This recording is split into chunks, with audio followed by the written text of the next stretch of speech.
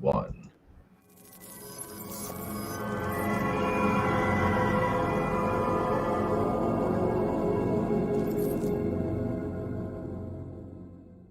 We'll do it live! Fuck it!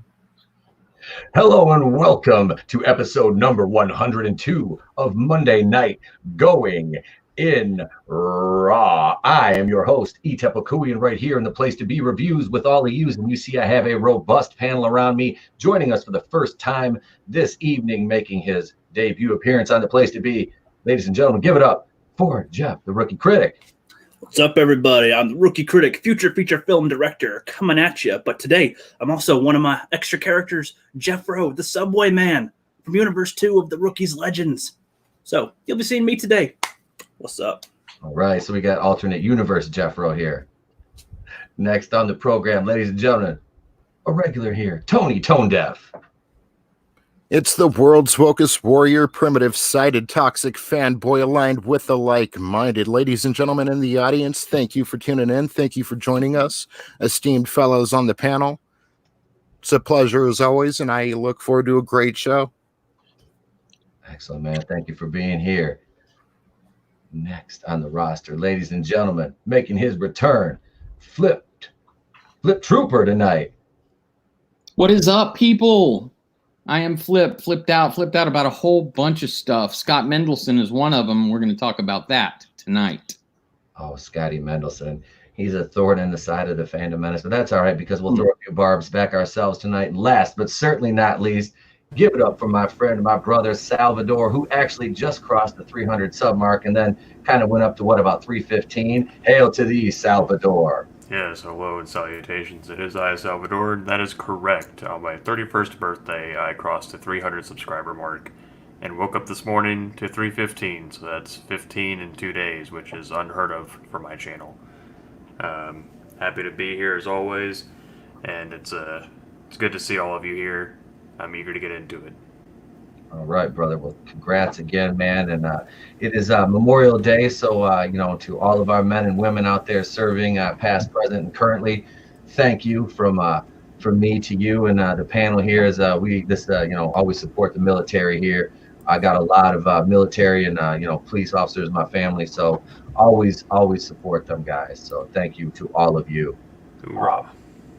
Absolutely. So, all right. So let's get into it tonight. Our first topic. Let me throw this up here. We're going to talk a little bit about a project that's supposedly in the works over at Sony. This is going to go in with the Sony universe of Marvel characters, as it were, and it's kind of an odd project, I think, for them to focus on now. It just really doesn't seem like this is going to go over that well. Sony's kind of built up some goodwill with Venom, and it looks like Venom 2 is going to have, that same success. I like the way it's looked so far, but here is, of course, Madam Web. Okay, and one of and these stupid ads, I don't have a plot, but it's Madam Web. My proudest fat. All I'm gonna say. Yeah, there's talks about Charlize Theron taking that role. If you're coming off the heels with Venom, you got Morbius, you've got that Kraven the Hunter movie plan. Is this what you really want to do now? And it said, this is going to be a very female-centric movie. So are you really already looking to go that route with this side of things? I don't care if it's a female character, but what exactly is this going to do for the overall, because you're trying to tie this all together and make it like your own mini Marvel universe. So they're saying Charlize Theron is going to play Madam Web? That is what they're leaning on, because they want to make her a little bit older. They need to go a little bit older. Madam Web's old as shit. But see, they want to make it quote unquote older, but still. They want to fucking anime it. Yep, that's it. They want to give it. Okay. They want her old, but they still want her. Okay, they want to. Gotcha. I'm not gonna say what I was gonna say on, but I got you. I smell if you're stepping in. Yeah, you see where I'm going with this. If Sony's just now starting to get some goodwill, is this really the move you want to make here? It doesn't feel like they have enough of the small pieces set up to do such a big overarching storyline as Madam Web. The only caveat to that with Madam Web, if they're introducing her, that's going to be their linchpin to get him into the Venom universe that Sony's doing. Yeah. So. Yeah, I was just going to say it could be Morbius or Venom offshoots in there. Mm-hmm. Yeah, so this is their touting it, of course, their first female-centric Spider-Man spin. Oh. I mean, the name sounds like a dominatrix. I don't know. Is she like a superhero or a villain? Like, I mean, if she's, if it's Charlize Theron's a dominatrix, take my money. Very like Madam Web coming to. I have no idea what she does, so I don't know. She'll be on the hubs. Tony, Madam Web sounds like someone that may have been at your previous place of employment. You never know. But no, I don't know. Just I don't really care what movies Sony's putting out at all. Venom to me didn't seem that appealing, so I don't know. Just another movie they're putting out. Now you said this is coming out before or after Morbius? This will be after, because this one was planned for. It was originally October of 2021. Was that kind of that secret Sony Marvel movie they hadn't talked about what it was actually about? I believe it initially it was thought to be Spider-Woman, but now it looks like they're leaning on Madam Web. Spider-Woman, I could see, because she actually So bear in mind, my true only actual exposure to Madam Web is from the animated series, back on Fox Kids, and she was a cool character, but I don't think she's a whole movie built around me kind of character. You know what I mean? Like, she could be definitely a central character in a movie involving other people, but she's gonna have to stand on the shoulders of some other giant in order to kind of get herself out there to the general public. Kind of like Black Widow and Winter Soldier or something. Like exactly. Yeah. Like they're big in comic book circles, but Madam Web's. I mean, it's it'd be kind of like watching her watch TV, flipping through these different universes. Like, oh, let's see what's going on over in Earth 616 here. Do they even have a Spider-Man in the Sony universe yet? They do not. They don't. They don't. Okay. They don't. But they're gonna they're gonna have Madam Web, but they don't have a Spider-Man yet. And that was that's one of the other rumors is that Tobey Maguire is rumored. Now this is, like I said, this is all rumor right now, to be coming back as Spider-Man, which I have been hankering for that, because I did not like Andrew Garfield. I liked some things about the Amazing Spider-Man movie, mostly Rhino. I like Paul Giamatti's Rhino because I like the design of the suit. And I like the tech version of Rhino more than I liked a guy in spandex with horns on his head running around going, I'm Rhino. I worked with a wrestler named Rhino, and I mean, he could spear people, but he's not a real Rhino. I like the mechanical suit thing. I think that's a neat touch. And I think that could work if it was done right. Like I said, I didn't mind Paul Giamatti in the 20 seconds he was on screen in that role.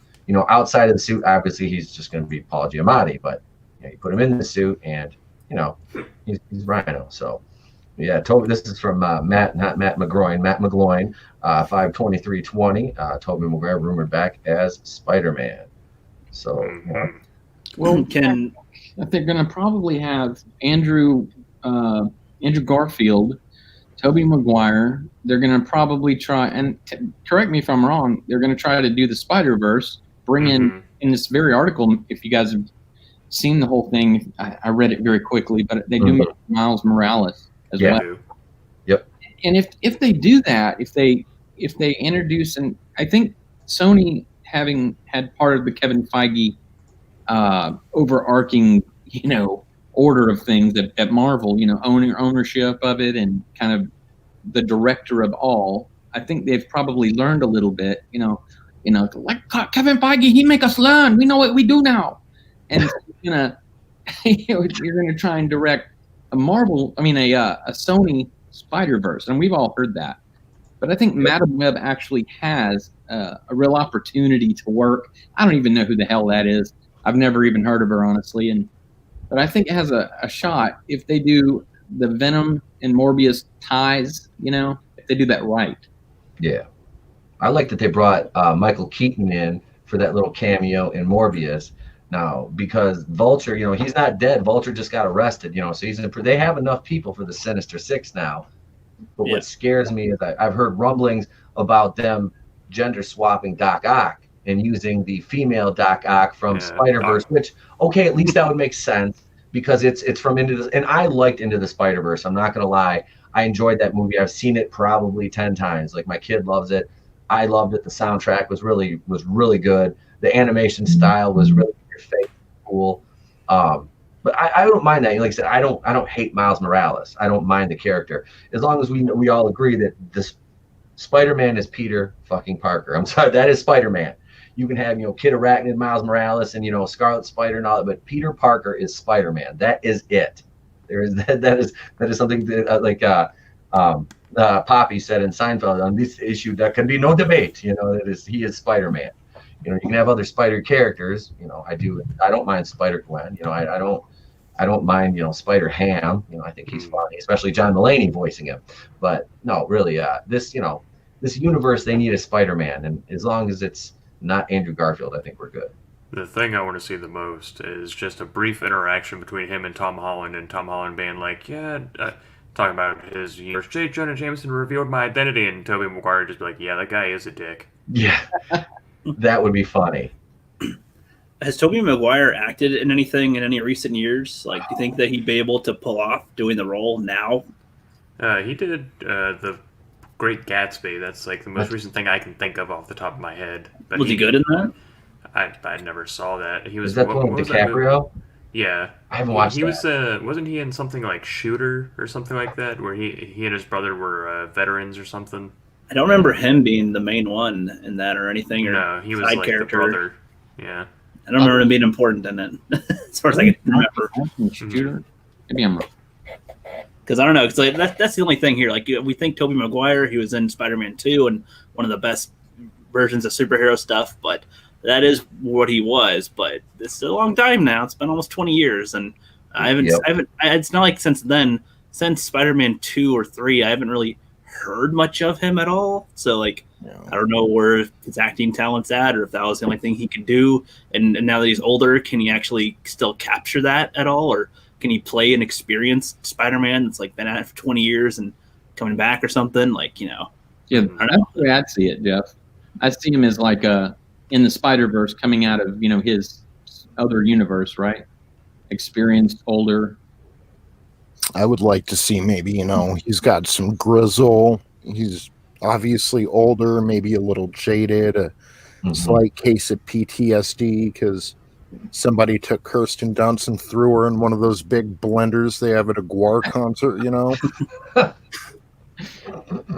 So right. I would like, maybe not as far as they went in Batman versus Superman, where you have Batman glocking people in a dream or whatever, but maybe his morality is questioned a little bit because Tobey Maguire was, he is a little cheesy, with the Venom stuff, but he's always been kind of upright, you never guessed where his intentions were. He always wanted the best for everyone. So to add that extra character to him, if he could pull it off, I think that'd be interesting.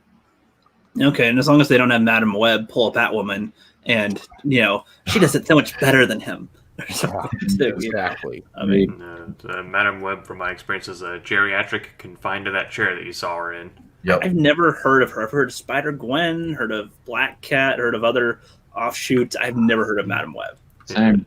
It was like the last couple episodes of the animated series, she showed up and was like, I guess Jeff would know way more than I do, but it's something like there was a problem with the multiple universes, or like there was someone going in between them, and Spider-Man had to team up with all these different Spider-Men from the different universes, and then something happened to MJ, and the series ended with him. She's like, "Oh, I found her. We're gonna go get her," and then they just got canceled and never brought MJ back.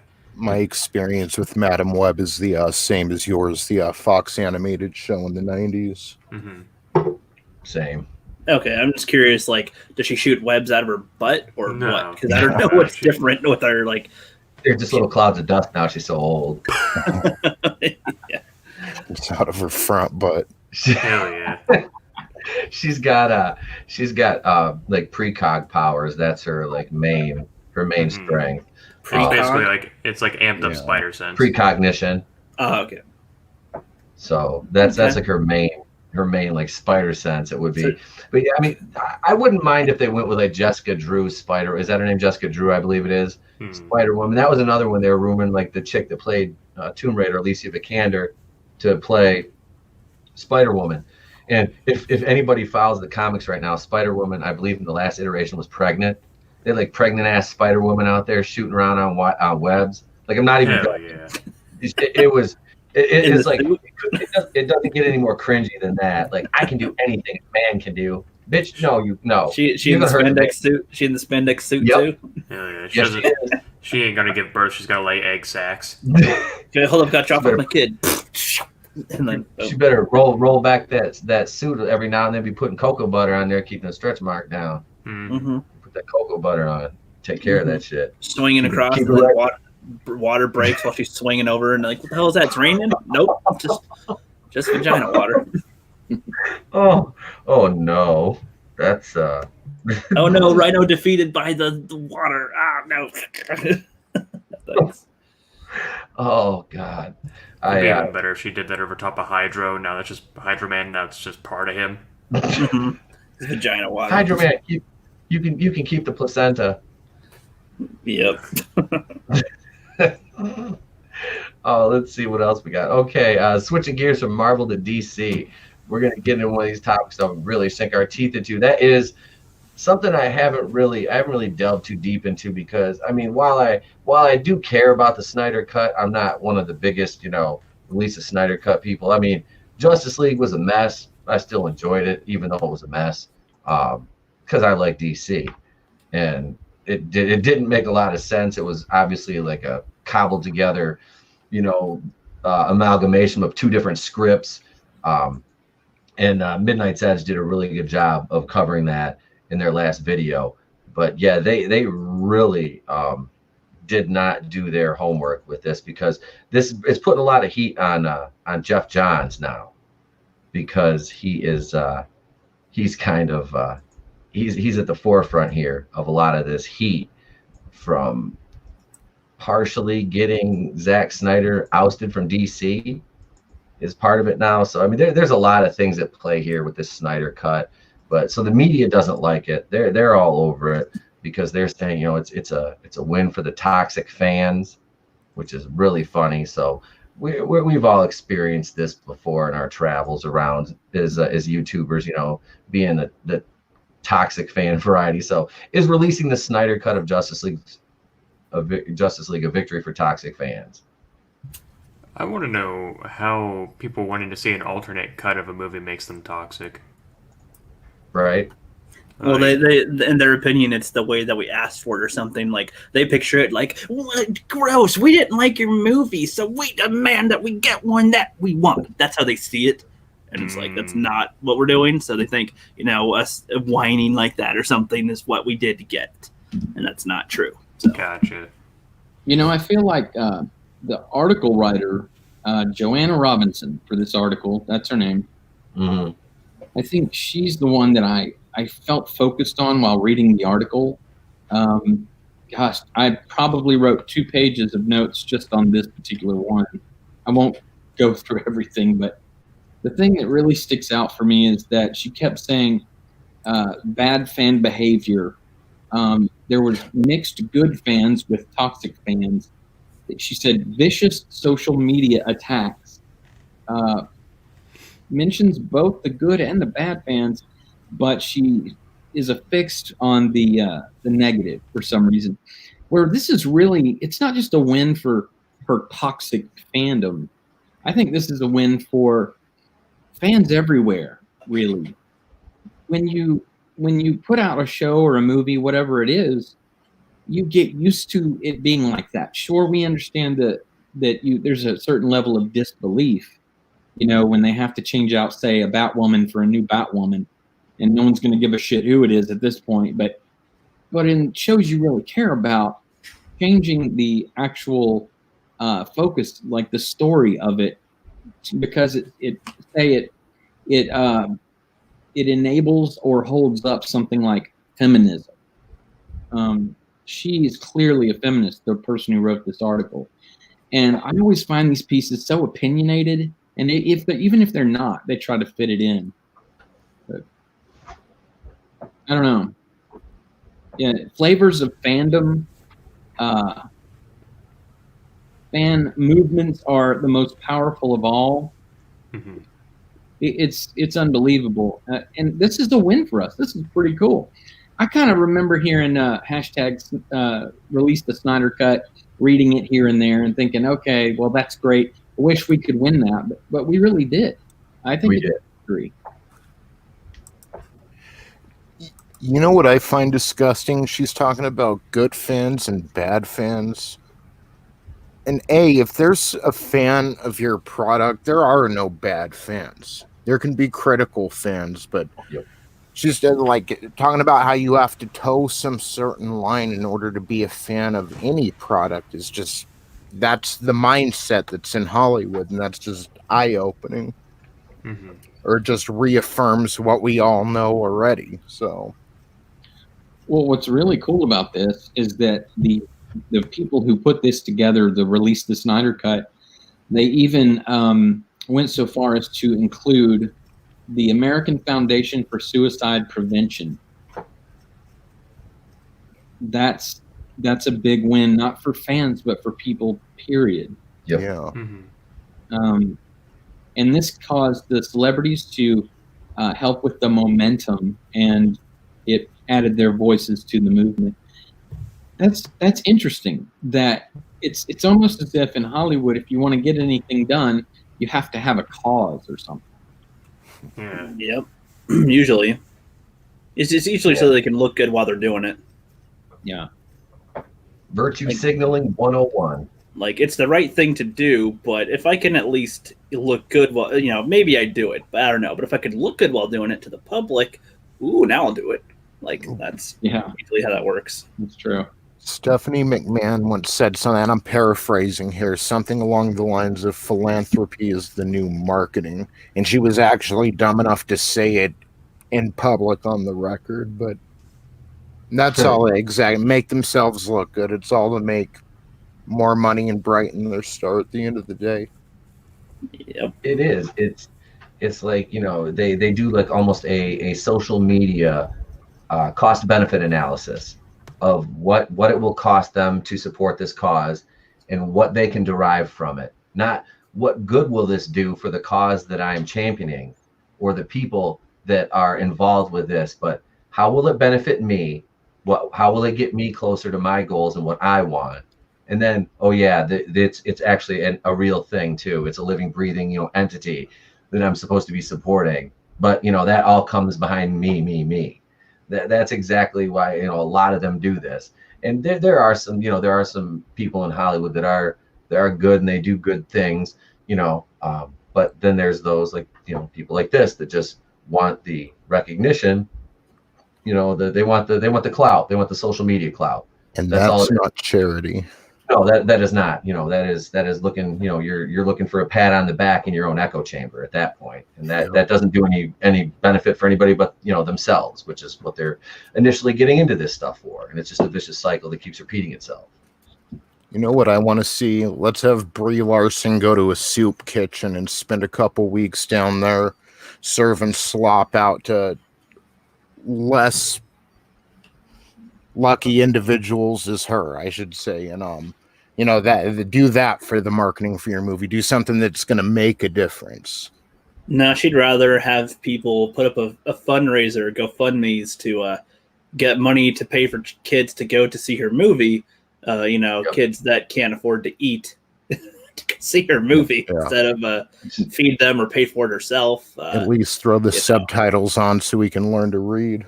Well, and the fact that she didn't just pay for it herself, buy it out herself, donate or something, just in general. It's like, no, it's to come back to me and see my movie. She's worth around, that's like what they say, because they did a thing about who's, the ladies in the MCU who has the biggest, like, who's worth the most. And Scarlett Johansson, like, is leaps and bounds. She's like $120 million. Like, Brie Larson, though, is like pretty respectable at like 25 million. I mean, that's nothing to sneeze at. I mean, you've got a fair amount of clout there. 25 million, is what your net worth is. Well, but yeah, She could have. Well, yeah. I mean, hey, I'm not supporting Brie Larson anyway. I know. I'm just saying too. Like they say that's what it is, but I mean, if they're going to ask, hey, who's going to be in our movie? Should it be her or Scarlett Johansson? It's like, well, who's liked and who's good at acting? Scarlett. Okay, like that's it. That's why it really still boggles my mind that out of everybody they could have cast for Captain Marvel, out of every iteration of that character, I mean, God knows they've rebooted the book like what 8 times in the last like 6 years or 10 years or something like that. I mean, it's a stupid amount. And if you've ever read the Carol Danvers Miss Marvel books, pre 2012, they're not bad. It was like the Civil War II.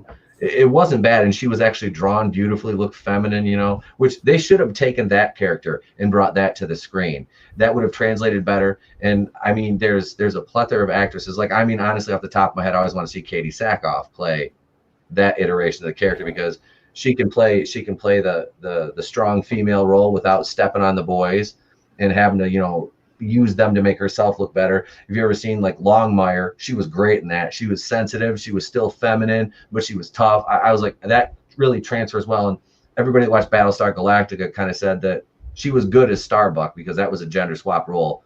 And she did well with that. And the character was actually well fleshed out and developed and wasn't like an OP Mary Sue or anything. So I always thought she would have been good in that. Well, I think Brie Larson would have been okay. But I mean, the whole script had her to be this super powerful chick who's got an attitude, and that's it. I mean, I think, oddly enough, I've seen her, like somebody sent me a Basmati Blues to watch. Like, oh God, somebody did that in Indian. They found it for $1 in a bin and sent it to me to watch, and I was like, oh dang it! So I kind of got to watch it, and God, it was horrible. But what's funny, she stars in it, and she's the least worst part in that film. And as annoying as she can be, she can have moments where she is likable-ish, but maybe it's because everyone else isn't likable around her. But she can do fine. And even in Captain Marvel, I haven't seen it myself yet, but it looks like there's moments where she might look okay as Captain Marvel, but it's just the attitude around it, the attitude leading up to it, the way they have her character in the film seems to just be like eye roll. In Scott Pilgrim. To agree with Flipp, I didn't mind her as Scott Pilgrim, but I was going to mention that I liked her in Jesus Christ, words are hard, Kong Skull Island. Yeah. Right. So she was forgettable in that, though. You didn't really she didn't do anything that would have offended your senses. She played her character, which was funny. Wasn't she supposed to be the lead in that? And then, what's his name? Loki, Hiddleston. Tom Hiddleston outshined her. William C. Reilly outshined her. Samuel L. Jackson outshined her.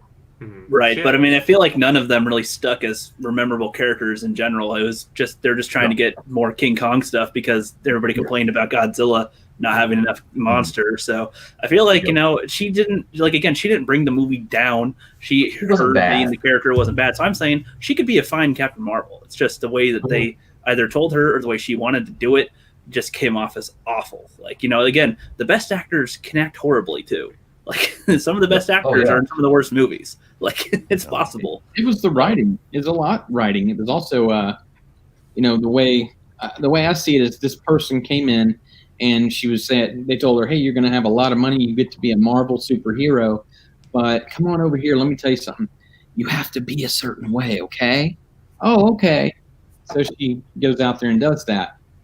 I think, now it's just a guess, I don't know, but if I'd met her on the set of any other movie, I wonder if she'd have dismissed me as a white male, privileged male or something versus just a normal person. Yeah. I feel like it caused her to grip the cause. I don't know. What do you think? I feel like that's just cameras, for the most part. I mean, she's probably a little bit like that in private, but I don't think she'd be full on, you're white male, fuck you. It's just it's just my public appearance.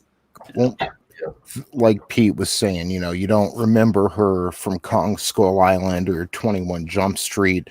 Nobody talked about Brie Larson a couple years ago, and now she's mentioned every week. So maybe in a way she's kind of a genius. Controversy creates cash, and she's the heel, and a good heel always generates revenue. So I mean, maybe there's some I don't know. What's the word I'm looking for? She's at maybe there's some karma, acting irony. to it. Yeah, maybe there's some acting to it. But again, we talk about her every week now, so there's something to it. There's something to her success. Yeah, she should direct a movie and starring Ryan Johnson. Yeah, Do a Hollywood's new power couple. Yes, but she's the director and he's the actor. Now, they go on in this article to say that HBO Max is giving legitimacy to all actions of the toxic fandom, and that she ends with the entire article, not very heroic of them. I have a counterpoint to that. Please. If she wants to say that HBO is giving in to toxic fandom, what happened to the, almost 200,000 signatures for redoing season 8 of Game of Thrones? Yep. Well, that and also Jason Momoa and Gal Gadot also supported the Snyder Cut, so I guess they're toxic fans too. Yeah, and Ben Affleck put out I think he did a live stream on Facebook or something. It was like, Subway, thank you so much. Subway supported the Snyder Cut as well, or toxic as well, I guess. Toxic Subway. I want them to define. That's one of the things I'm kind of tired of is that people will throw around words all the time, but define what you mean by that exactly. What does that mean? Because they'll say, "Hey, Flipp, you're toxic," but for all you know, I'm saying that you're too hardcore. And that could be different. Some people could say you're too whiny. With toxic. And see, toxic used to mean toxic masculinity was what it would go with. Mm-hmm. So, like the super strong, I'm going to bump you up. That's toxic. But how is so they're saying fans of something are that? Or just going, they're talking about the Rose Tico, Killamary Tran stuff specifically. That wasn't even the majority of people. That was maybe a few people tops that, bugged her. And that didn't affect. It's the internet. I mean, forever. I don't know. Well, what kills me is that going back even further, I would argue that toxic at one point was probably synonymous for passionate. They're passionate fans. We're still passionate, but now we're called toxic because we voice opinions instead of just gobbling up the slop. Question things. Yeah, but I mean, poison, I think, would go hand in hand with the word toxic. Like, you're toxic, meaning that you destroy something that's good, is what I think they think that is. Or because somebody likes something or they think it's good, and if you say one bad thing about it, then that means it's bad. And that could be, this is what I'm saying. We're discussing what the word toxic means, and there's plenty of different answers you can kind of give for it. Mm-hmm. So when they say toxic fans, what the hell is that? Like, what actually is that? When more than one person says it, especially in the media, the toxic fans, the toxic fandoms, toxic Star Wars, all that stuff. It's like, no, why don't you exactly say what you mean, rather than try to use a vague term that anybody can kind of interpret as them when you shout about it. Like I said, people just simply critiquing or voiced, unhappiness with it a little bit. Like, yeah, you're toxic. Nope, you supported the Snyder Cut. You're toxic now, and that's horrible. And it's like, I don't know. Nobody was forced to do anything in this situation. Nobody held Zack Snyder at gunpoint.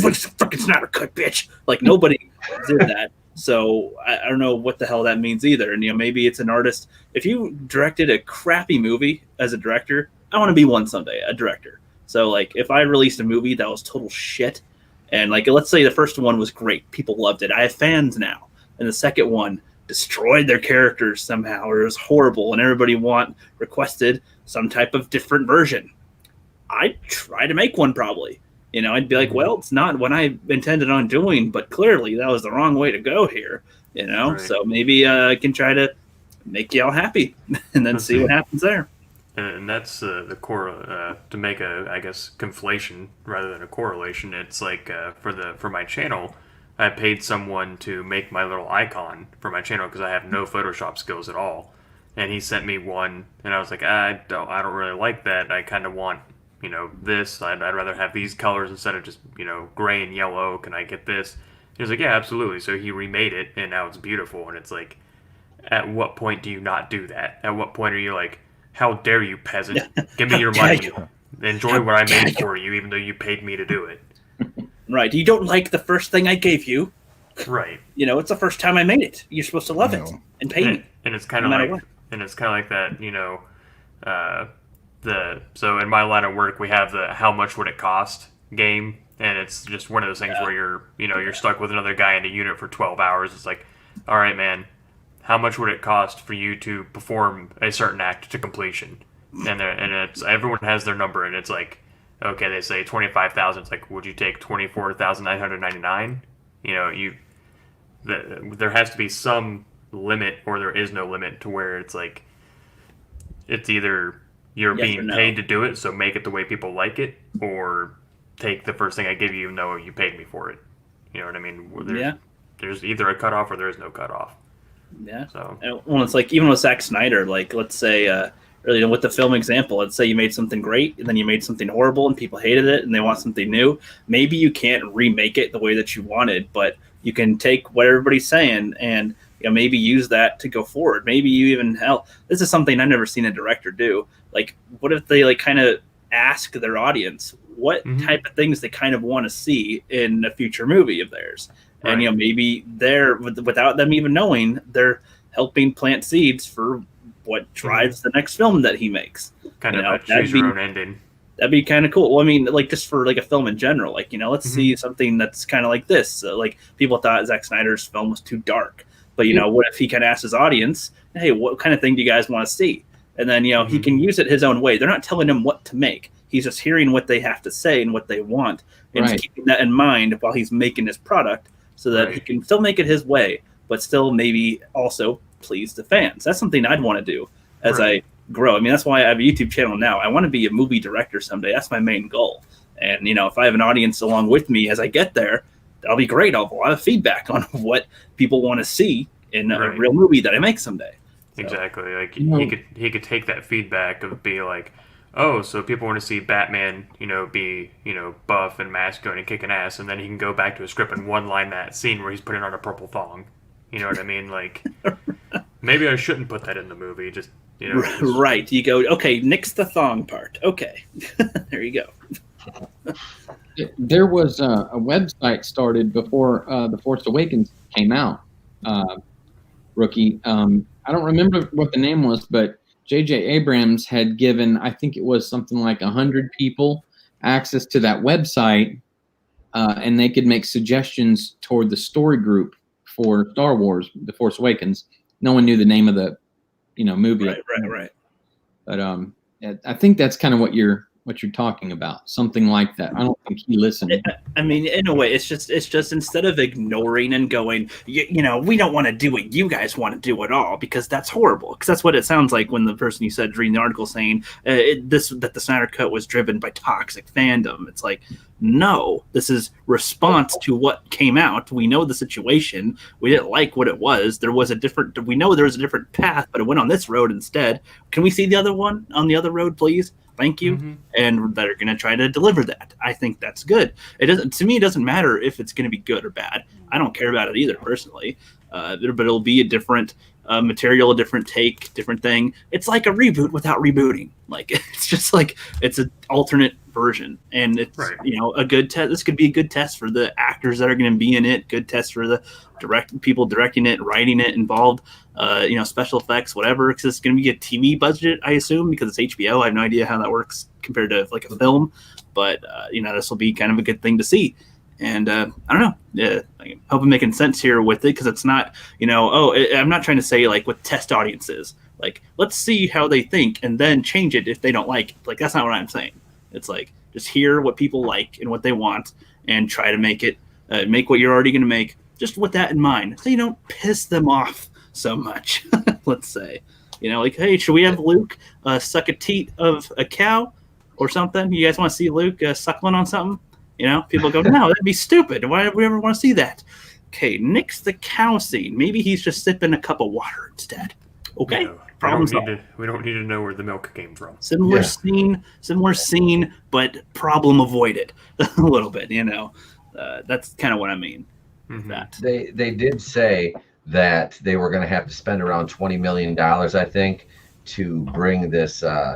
Because it's unfinished. It's got unfinished CG, and they have to do some reshoots or something like that. Oh yeah. So yeah, they're gonna have to spend the money to get this done, and HBO is willing to throw the money at it because they want this to be their Mandalorian.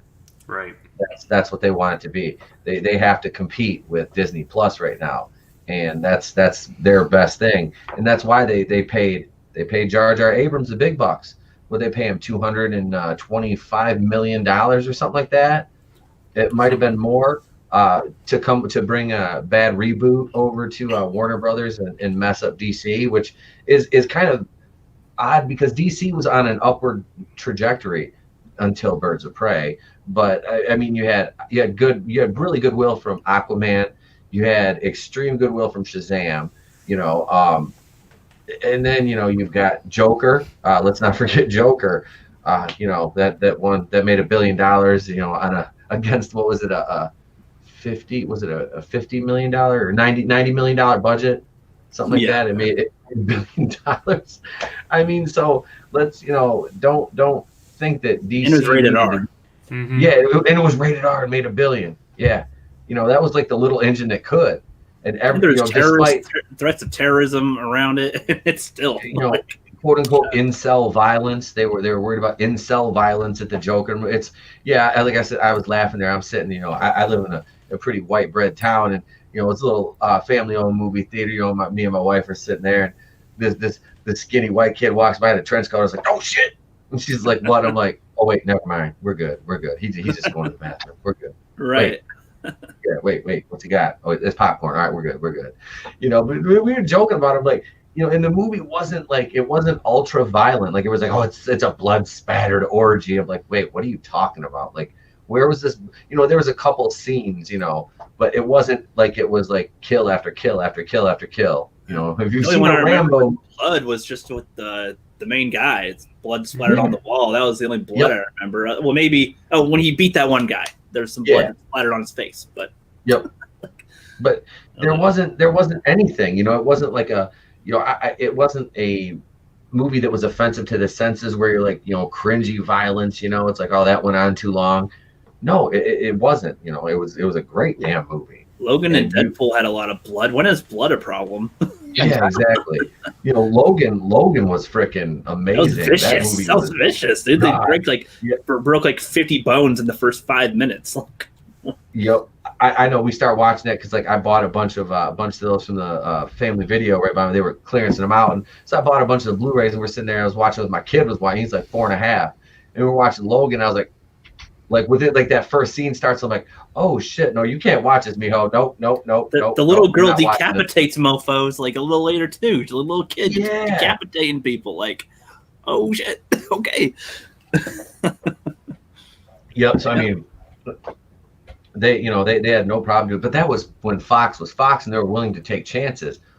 Marvel isn't willing to take chances like that because look what they could have done with Doctor Strange too. You could have made that a horror movie, but you wanted to go another way with it.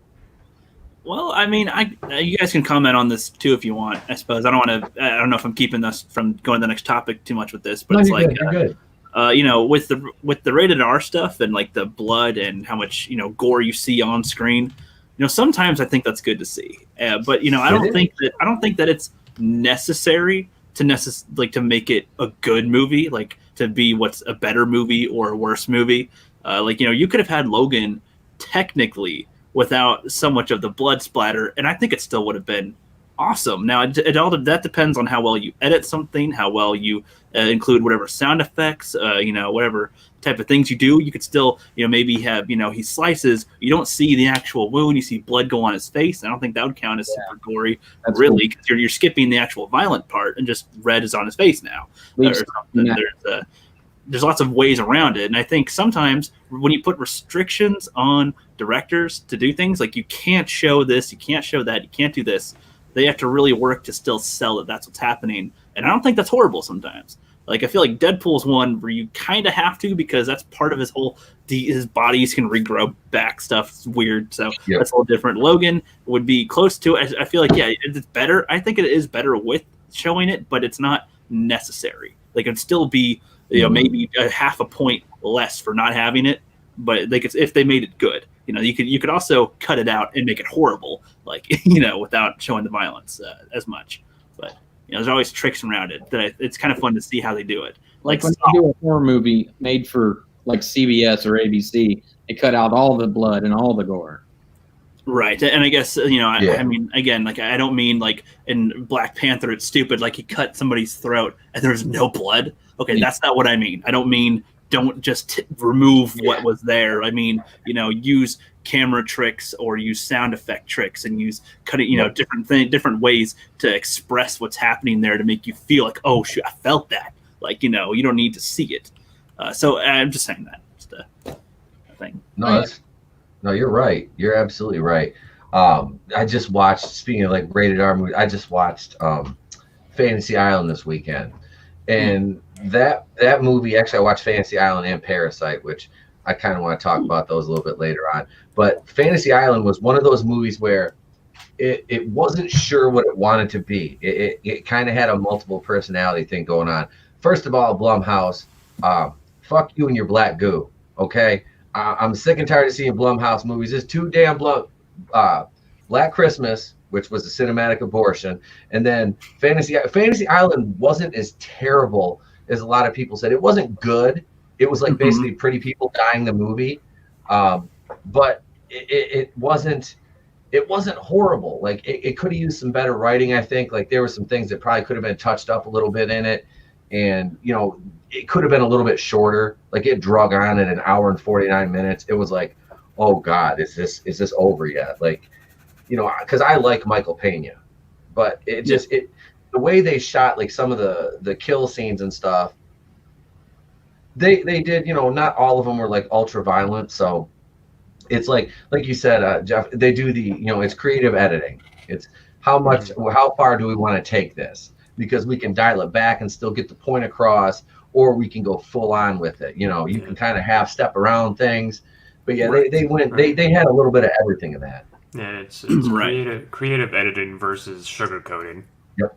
Right. Like there's good examples too. Like I even filmed a few skits one time, and it was like I was doing a Power Ranger review, and I was like fighting putty patrollers in it, and I cut to I'm the only one in it, so I'm trying to use illusions to kind of trick you a little bit, and I like have an arm and a pillow over my head, so it looks like the putty is like he's in an arm lock and he's struggling, and then it cuts back to me, and I like go, and I have like a bone cracking noise, so it's like I cracked his neck, and it stops, like, and it's like, oh, that's kind of effective, even though it's me only there, and I cut away from it, you get the effect of ooh. Or there's one where I like knocked one down, and then I come down for like a stomp on the face, and it's like whoosh, crack and blood splatter on the screens. It's like you don't see it from the thing, but I give the illusion that's what's there, and that's amateur ass editing here from me trying to learn, and it's like it's still effective enough. People seem to like that. So unless it's a tomato, fuck them tomatoes. You saw my tomato videos? Yeah, remember that. Hey, curious, when did Fantasy Island come out? Like this one went way over my head. Yeah, it was like 2019. I think. Yeah, it was late last year. It was one that flew under the radar, man. Like I said, you can't replace Ricardo Montalban with Michael Pena. As much as I like Michael Pena, and I mean, I don't know if you guys have any of you seen this? No, I've seen a glimpse. The new movie. Oh, absolutely not. Okay, yeah, it's like I said, it's not Black Christmas bad. It's not like going to ruin your weekend bad, but it's like. After an hour or so, I was like, "Holy shit! Like, is this thing almost?" And I looked at the runtime, and I'm like, "Why?" Now it has, like I said, the cast, both sides, they're attractive. It is an attractive cast, and I mean, not that I mind seeing Lucy Hale run around in a little bare midriff shirt, or, I'm trying to think the other gal's name, but I mean, they're all attractive people, so it's. It's not bad to look at, but like at the same time, it's like the story is just so. Michael Rooker's in it, which is always cool to see Michael Rooker. He had kind of a smaller part, but I will say this: Michael Pena cannot replace Ricardo Montalban, because I did watch the original one with Tattoo going "de plane," and they do have a little nod to the name Tattoo at the end, because I mean, spoiler alert: the one of the survivors is the Asian kid. and he stayed on the island so his brother who got killed could come back to life and go home to his wife. And the guy's like, well, you talked about you regretted this tattoo you got or this ink you got. He referred to it as ink. He goes, what is it? And he lifts back his shirt, and it's a tattoo on his chest that says tattoo. And then they show the plane flying away off the island. I was like, oh, that was kind of wonky, but like I kind of laughed. I was like, wah wah. I was like, but it was. I would give it probably like, I would say out of 10, like a 4.5. I mean, it was like it like I said, Mr. Meeseeks, oh, he's trying, I mean, it wasn't great, but it wasn't like the worst thing I've ever seen. Like I watched Black Christmas and it felt like I got punched in the face 50 times. It was like, oh my God. But it kind of rounded it. Just like these people don't know how to edit right. It seems like or they just don't care at times. Like you said, it's just like Sal said, it's like creative editing versus just like, whatever. Just whatever. That's what it seems like some people do. But what do we know? We're just toxic fans. Yeah, we're just toxic. Just toxic fans because we're not sycophants. I wanted to say this. She went on to say that despite good intentions, it's hard to ignore that the toxic fandom did, achieve this. So, and back to what Rookie was saying too, I think it is a test. In a little bit of a way, it's a test to see if listening to us could create something better. And I think it's perfect. It's the perfect movie to show that, like what if the Snyder Cut, which will cost $20 million, you said, right, Etep? I believe that was a number I heard quoted, was around $20 million worth of touch-up work to kind of get it ready to release. Yeah, even if they do add that 20 million and we don't have the bad mustache edit. The mustache edit, yep. Oh, that face. I thought, when I first saw that, not to change subject, I thought it was a different actor they had. Yeah. That's weird. I thought he like literally just shaved or got a swollen lip or something. I was like, it's like when you make a copy of a copy, it's like multiplicity. It's like, right. Touch my Peppy Steve, I want pizza. Like that was like that Henry Cavill. It just wasn't bad or wasn't good. Right. But he was shooting Mission Impossible 2, and Tom Cruise said you can't shave your mustache. Yeah. Like, don't shave your mustache. So but yeah, it takes a lot of work to make Henry Cavill look goofy. I mean, he's a pretty aesthetically squared away, good looking individual. He's that guy's money. I want to see him come back as Superman. I really, just speaking of DC, on that side of things, I want to see him come back as Superman. And to kind of pull this into even more of like a DC rabbit hole, there was talk of Jeff Johns being the cause that Ben Affleck left as Batman. Really? Jeff Johns was, because he was pushing for this kind of year 2 Batman back in 2012, and this is per Grace Randolph was talking about this, and I wanted a Ben Affleck, a true Ben Affleck solo Batman movie, because I think he was the best. He's in his 40s, Affleck was in really good shape for that role, and he seemed the most like Bruce Wayne to me. That, and nothing against Christian Bale or any other, Michael Keaton is my favorite still to this day, but I really liked Ben Affleck. BVS, the extended cut was, I didn't mind BVS. I thought it was a lot that they were trying to do. It was way more ambitious than it should have been. Okay, you shoved 3 storylines in there. Like you say, you had Batman running around, glocking, shooting people, killing people in that movie, which you never got before, which I didn't mind, because at what point does one of those heroes, especially one that's not a superhero, say, you know what, fuck this, I'm done. I'm just going to start killing these people, because if not, they're just going to come back and try to kill me. So they want to kill me, and I'm just arresting them. Well, you know what, screw it, I'm done. The gloves are coming off. I've got all these weapons. I'm going to start offing these idiots. Mm-hmm. And that's what I liked about that that iteration of the character. Oh, go ahead, Flip. Sorry, man. No, I agree with you. Don't forget the cameos of the Flash and Aquaman and all that. And they really tried to fit a lot in. They didn't even need to show them, to be honest. I mean, because they introduced them so much in the Justice League movie. It's like, why'd you even show them in the Batman v Superman at all? Like, see, that's the thing too. Like, I did not like the BVS at all. I didn't like it at all, pretty much. But I think that a lot of the concepts would have worked if you just tweak things slightly, like showing Batman kill someone. Like, he vaguely kills people in it, but if you had a moment early on where he like actually, he clearly he just killed this dude, and maybe see some, I don't know, instead of just like nonchalantly killing, it would have been a little more interesting to show that aspect. And I think it could have been a little simpler, a little smaller. It didn't need to be this huge freaking, and Doomsday battle, all these things. It's just a little too, tried to make it epic when it didn't need to be epic. It needed to be more character based, and it kind of was, but they tried to make it feel epic. And it next level. How can we keep it up more? It just kind of clashed to me, where it's like, oh, we're trying to get intimate with the characters, but and it's just like, but I don't know, you're kind of jumping around here. It's what are you doing? No, they put the cart before the horse. Yep. They're like, well, Avengers came out, so let's pack everybody in, and we'll just dissect it later. There's so much dialogue in the movie. I'm just like, stop talking, shut up. Show me, don't tell me. Lois Lane should have had 5 lines. I don't know. I just feel like she talked way too much. So much nonsense. Like, what did she say that meant anything? That's the mother's name. No. That's it. That's the only line that mattered. Right. Isn't it Elsa Fisher that plays Lois Lane? Okay. Is it Amy Adams? It's Amy Adams. It's Amy Adams. Yeah. They look identical to me. They do. They are. They could be like twins. Absolutely. But at least, in my mind's eye, when I think of Lois Lane, I'll be honest with you, I think of Lois Lane from the Superman animated series. So when I think of her, she has black hair, but didn't she have like red hair in that movie? Yes. Okay. Redhead.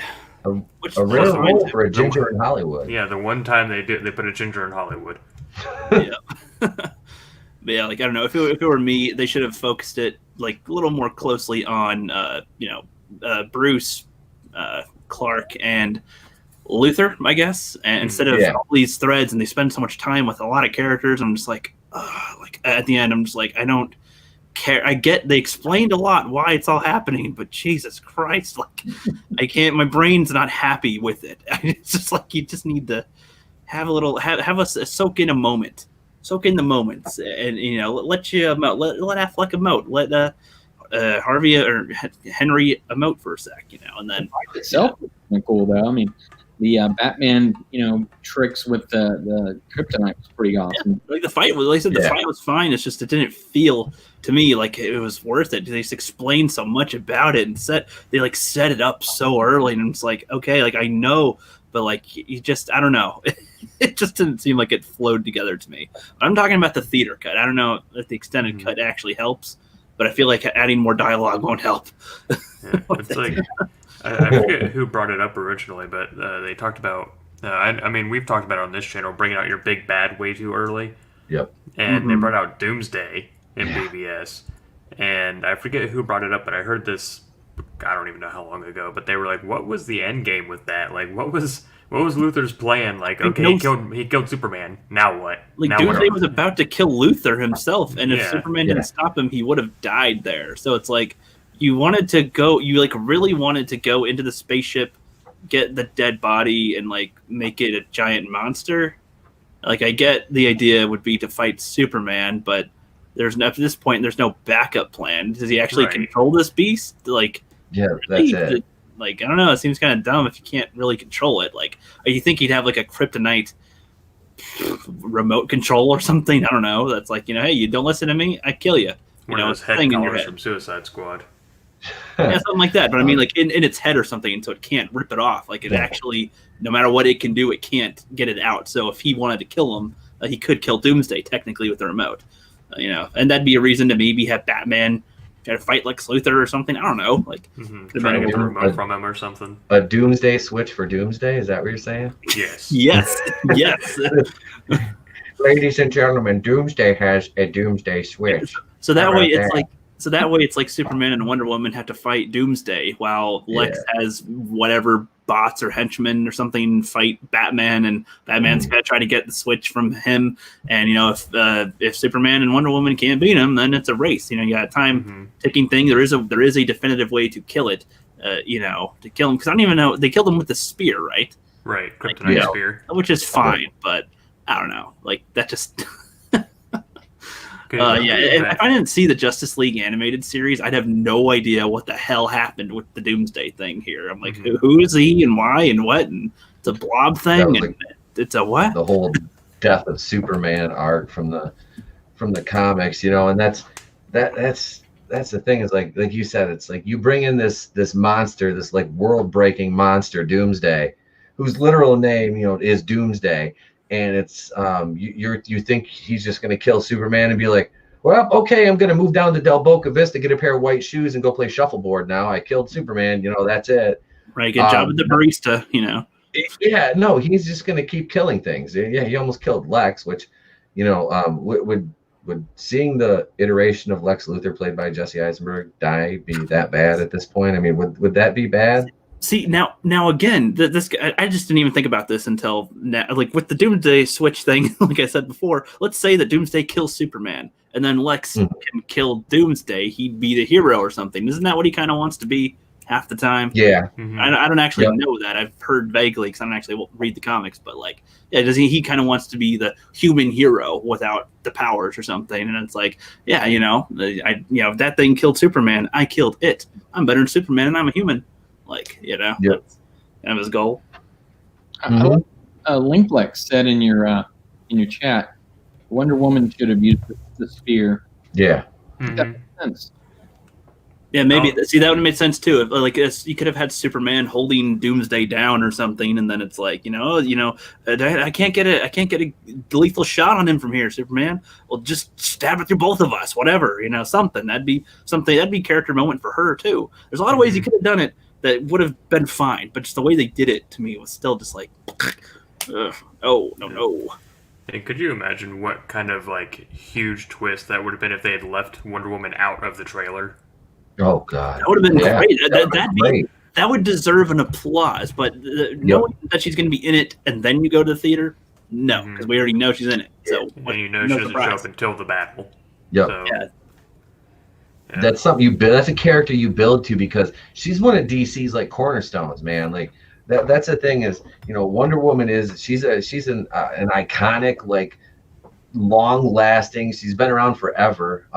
Actually, that's one of the movies I want to see, is that the guy who created her, that's something doctor or something in the Wondrous Women. I really want to watch that movie, because there was a lot of kind of off the wall stuff going on there. But no, that's the thing, is like she's not, that character should have done that. That should have been her role. Like you said, Sal, you don't give that away. That's not something you just give away in a trailer as a kind of a throwaway, like, oh, look, Wonder Woman's in it. It's like, no, that should be like an event in the movie. Well, I agree. And with her, if she did the spear thing, like you said, that would have been cool for the Justice League, having her and Bruce come back. Like, let's say too that she didn't even want to be in this, but Bruce called her to the battle, and she ended up having to kill Superman and Doomsday.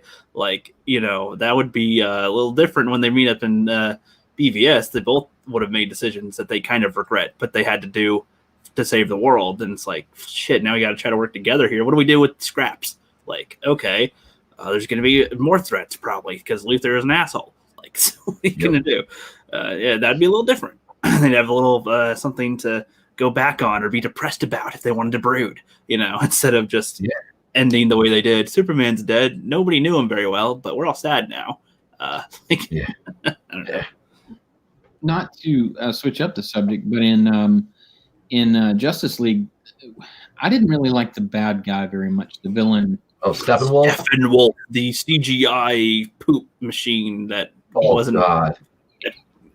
Couldn't hold a candle to Thanos' henchmen. Even the Thanos' henchmen looked stupid too, but God, they looked way better in comparison to. Are you talking like the Chitauri or like the Black Order? I did both.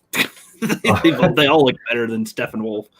Oh, Steppenwolf looked bad, and the big mosquitoes that were attacking him. That that whole thing, like the mother box thing, it was that whole concept. They bungled that completely. They bungled that whole thing. And I liked Justice League. Don't get me wrong. I enjoyed that movie because I've always been more of a DC kind of fan than I have Marvel. But DC didn't put out the movies like Marvel did. You know, I mean, they used to be few and far between. But you know, it just Justice League. It had potential, but studio meddling ruined it.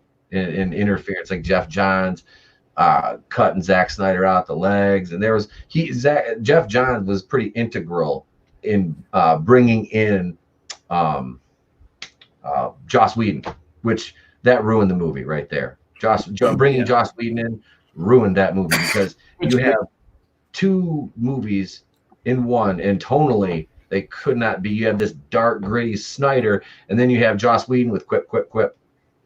Well, go ahead, Jeff. Okay, I'm sorry if I keep on talking more. If you guys have more to say, feel free to pop in with this. But it's like, so the Joker is actually kind of a good counter example that the guys who directed like The Hangover, right? Like complete opposite of tone, and would never think they could make something deep like that. Yep. But they were able to. Maybe they thought that somebody like Joss with his experience, and he did have stuff like on Buffy and Angel. Yes, it's loaded with corny, but the corny is the filler over the emotional moments they're able to make throughout the shows. Like they make incredible, awesome character development moments throughout the show and make some epic stuff. There's the filler, corny stuff in between, but then it's like, oof, we're at the moment now. We're in the fight. We're in this thing, or this discovery is great. So you know he has the ability to make something dark and good, but maybe that's what they thought. He didn't do that. They probably asked him. You're right. They probably asked him, give us Avengers, but with Justice League, which that's the wrong approach. They asked Joss, hey, so what knowing Snyder and knowing the DC stuff, what's happened? Can you add on top of that? Can you continue that rather than change it completely into what you want it to be? But I'm hoping that part of that $20 million is to fix that guy, Steppenwolf. That looked like unfinished. It looked like unfinished. Yeah, they're gonna have to like triple that budget to fix him. How much was it to do his mustache? To do Cavill's mustache? Because they might need that budget. I don't know. That was probably more than $1 million, right? That was like 100 million or something in that shit. Like you need that budget on Steppenwolf. Yeah, that was bad. That was bad. But there was just a litany of like the coloring in the final battle. Like it went from nothing to like, oh, here we took a tray of paint and threw it at the canvas, and that's all that stuff that was popping up out of the ground. And Flash is supposed to be the fastest man, and then you got Wonder Woman and Superman both moving shit as fast as him. It's like, so why is the Flash even there? What purpose does he really serve in this? Could we have had like should we have had Green Lantern in this? Should we have had Martian? I would have preferred to see Martian Manhunter, compared to the Flash. I think that would have been way cool. I've kind of been waiting to see Martian Manhunter in something. And they are talking about actually casting him as, and I feel bad because I can never remember the actor's name. He's on the blacklist. He plays Harold Cooper, the main like FBI agent of the task force. FBI director. Yeah. Yes, he's got such a great voice, and I think they would mostly CG it, and he would do the voice for Martian Manhunter. But I was like, I would like that. I would like that. But I want to see a good Green Lantern. I don't care if it's Jon Stewart or Hal Jordan, but I want to see the Green Lantern sort of made more sense because don't they have like a brief cameo appearance at the beginning of the movie talking about the mother boxes and stuff? Or it was at the beginning of a flashback to the battle, I guess. Yep. But no, you're right. No, you know what? They could have done it with any type of Green Lantern, right? Isn't there alien ones or something? Yeah. You could. There's a whole Lantern Corps. Yeah, you could have done the Kilowog. Yeah. Right? That'd be kind of funny to see the pig dude on Earth interacting with Bruce Wayne with Batman or something. Like that'd be kind of funny to see that interaction. Or I don't know. Yeah, I feel like that kind of thing would be kind of funny to see with Ben Affleck's Batman. That'd be funny. And Gal Gadot too. She'd be like, "Oh, pig man, you look nice. I'm nice to all people, even you." Okay, maybe. And then you get George Costanza walking in and get a few of these pigmen running around, and I'm not looking so bad. Yep. Yeah, Hawk But- Girl could have been an option for the team. Yeah, I mean, I don't know. They're talking about her and something else though. Already using Hawk Girl, Black Adam with The Rock. I believe Hawk Girl is going to debut in that. Oh, They're gonna have Hawkman though, because those two they're a pair. Yeah, they're Well, Package deal. It's 2020. Who knows? Can't- You know, they might make two Hawk women. Can't they do Indiana Jones type stuff with the Hawk story, or isn't he like some ancient doohickey thing? That's They keep dying and reincarnating. yeah, something like that. They can Okay. they can do some cool visuals with that. I think, especially with Snyder's style, maybe they could do some cool stuff. Mm-hmm. I don't remember what got us onto this, but I like this conversation. I like that. I just want consistency with the universe. Yeah. Yeah. Yep. We'll take our paychecks now, Warner Brothers. That's it. I really want them to recast the Flash. Ezra Miller is not hashtag not my Flash. You know, we were talking a little bit about the Arrowverse, and the one thing I really do like about the Flash is Grant Gustin. Grant Gustin to me is a Barry Allen. He's not this big, overpowering looking guy. He's an average looking kid. You know, he's a handsome cat, you know, but he's toned, but he's not a big guy. He's a smaller guy. He's an evidence tech, or, you know, whatever he does, you know, his gimmick. And, you know, he's fast. You know, that's, you know, he's got to be able to throw hands, you know, obviously a little bit, but, you know, that's his main power is he is fast. And Ezra Miller just was like, he was annoying. He was almost like Tom Holland's Spider-Man. And, you know, without the charisma. Yeah, that's it. Yeah, no, Tom Holland has, you know, way more charisma than Ezra Miller does. I shouldn't slight Holland like that. I just don't like this iteration of Spider-Man with him. But to roll it back to DC is, no, they do need to recast that. And I really don't think anybody's going to complain. I mean, especially since Ezra Miller decided to start choking bitches out. You know, I mean, nobody's really going to complain. Did he actually explain why he's eating all that food? Like, I know he did. Like, he's like, yeah, my metabolism goes for that. Shut the fuck up. We know you run and you're eating. We can put two and two together. Yeah. Like, man, that's a good point. I feel like it wouldn't be hard to cast a Flash, right? Like, would it be that hard? No. Like, there's lots of. I almost feel this would be stupid, but Jeremy Renner could even do his worst acting could be better than Ezra's best. Oh, like it's the Flash. Jeremy Renner could definitely play an older Barry Allen. He could play a grizzled old Barry Allen, absolutely. Yeah, all they did was go, yeah, Flash quips a lot, right? That's his character. Mhm. The quipster is the Flash, and it's like, nah, he has other features, right? Like in the Flash show, I don't really like the Flash show really, but. He seems like he's supposed to be a detective or something, kind of. Not really a detective. He's a forensics guy. I don't remember what he is, but he's something. So he doesn't know. He rushes in sometimes because he's naive, but then sometimes he's like, well, let me try to do this. And, you know, it ends up being funny when he screws up, but it's like, it's not intentional.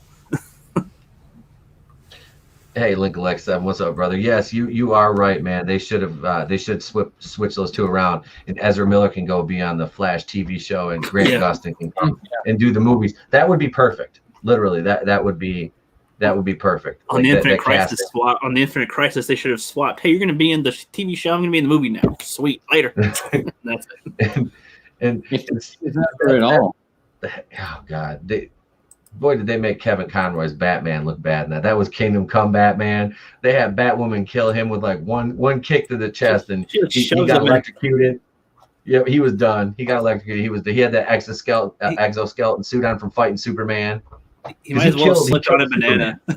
Yep. He got hectored from Troy, just tripped on a rock, and that pretty much defeated him. Like he might as well have slipped on a banana and added a whoop effect when Batman got killed like that. Throw a slide whistle. Little vaudevillian there. So you got killed by Doomsday. You got killed by Thanos. You got killed by that. How'd you get killed? Banana. He's sitting there in the afterlife from Beetlejuice. Yep. Looks perfectly normal compared to everyone else. Yep. Well, guys, I'm sorry, but I got to get rolling. But thanks for having me on, ETEP. It was good hanging with you, Tony and Sal. And you, Flipp. Thanks for coming on, brother. And go over and check out Flipp's channel, Flipp Doubt, and you can find him there and also on the Fandom Collective. and they live stream from that channel called Nerd Blast. You check that out. I was on there last Wednesday, and I'll be on some upcoming episodes. And yeah, so thanks, Flipp. Appreciate you coming on, brother. Yeah, sorry I got to roll, family, and it's an opportunity I don't want to mess up. So family first, man. Yeah. Hell yeah. Thanks for having me on. See you later. All right, see you, brother. Later, man. Cool. All right, so we can kind of stay on the DC side of things here, and we can talk about my Bat Bae herself, Ruby Rose. She left Batwoman. Well, it come to find out she may not have left at all. She might have been fired. Either way, nobody is really gonna miss Ruby Rose as Batwoman. Everybody really thinks that I did not like that show. I reviewed it for you guys, man. You guys wanted me to review it. I gave you 20 episodes plus a few auxiliary videos about how bad the ratings were. And the truth comes out. I have way more of a thing for Rachel Scarston, who plays Alice on that show, than I do Ruby Rose. Okay. And hey, look, the guy that wrote this article, Paul Tassi, kind of looks like Ruby Rose. Yeah, a little bit. The same haircut and jawline.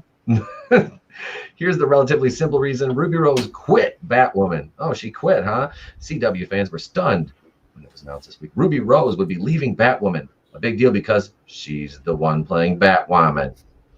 Yeah, according to Variety, the reason is both simple and somewhat confusing as well.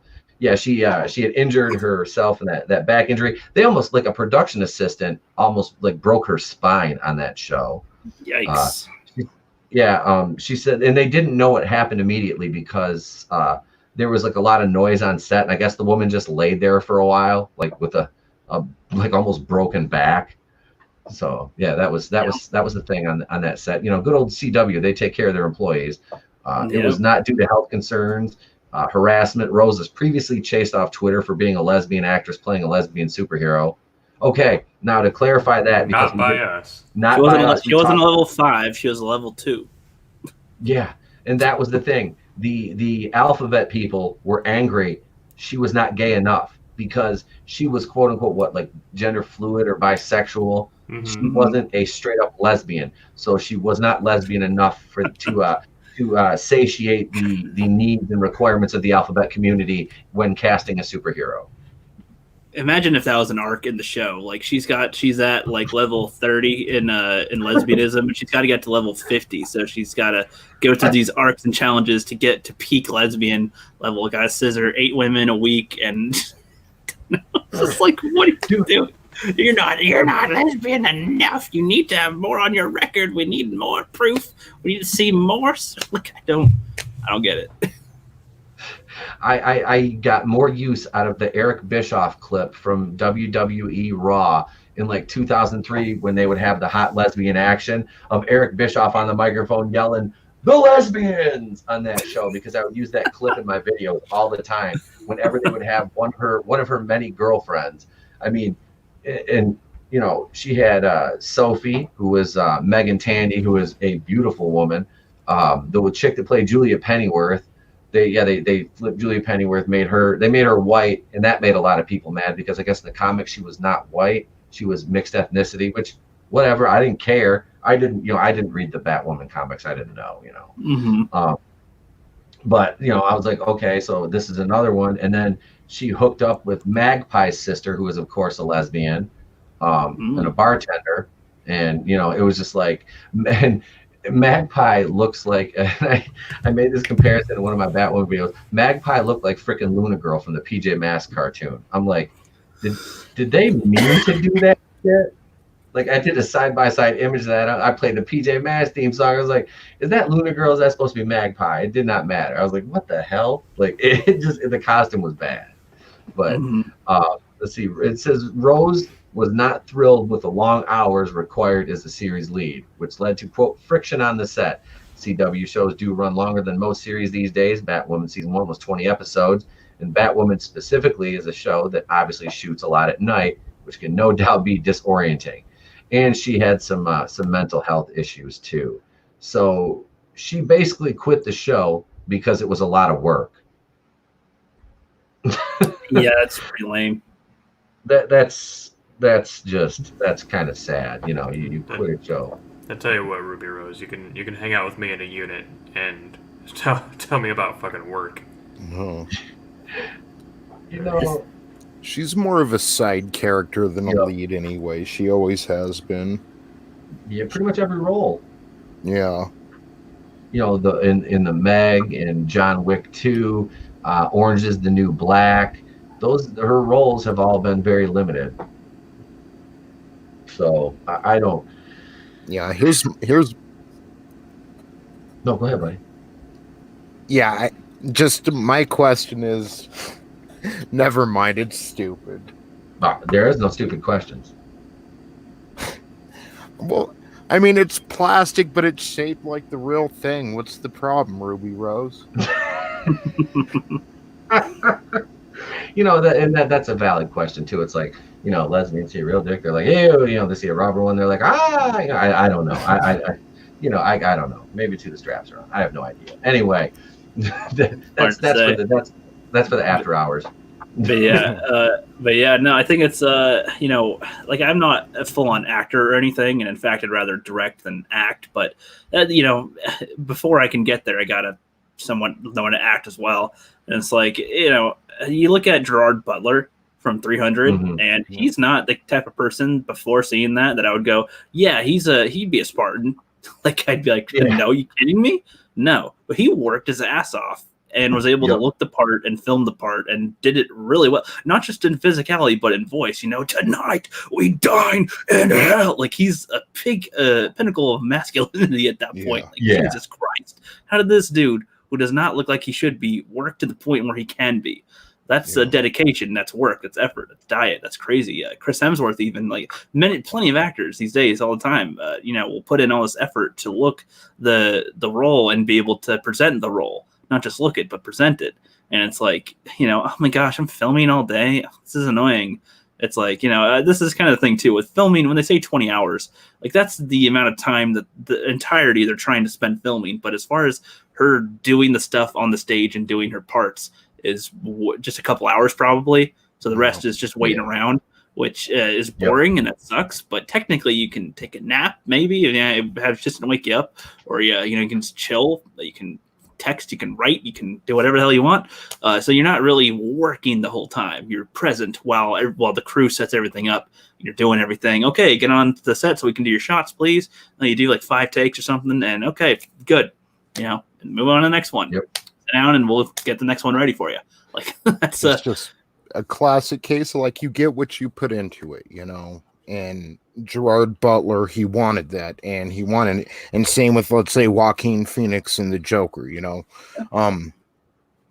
Ruby Rose wanted the notoriety of being Batwoman without putting in the work and the effort and the nights just standing in front of the mirror, getting those lines right and getting the acting right. You know, it wasn't that important to her. And I mean, it's the CW universe, I get it, but like the guy who played Arrow, he worked the hell out too. Like he looked the part. He looked beaten and battered throughout, and you could see his progress as they go to flashbacks from where he was to where he is. And you know, they did a really good job, I'd say, progressing his character and him as the actor, keeping the physique up. He's the CW as well. He began that shit with some of this stuff on the CW. So it really, really matters here. And like it was funny that it's Batwoman and Batman, the new Batman, that'll be Robert Pattinson.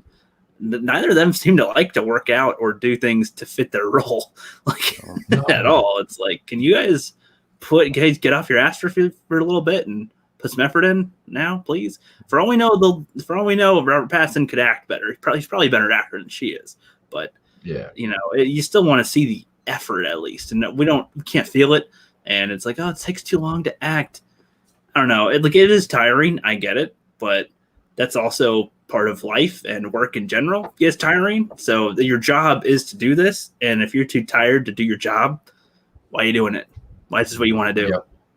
And that's it. I come from, you know, I come from an FM radio and a professional wrestling background, to where it's like I was basically an unpaid stunt man is what I was.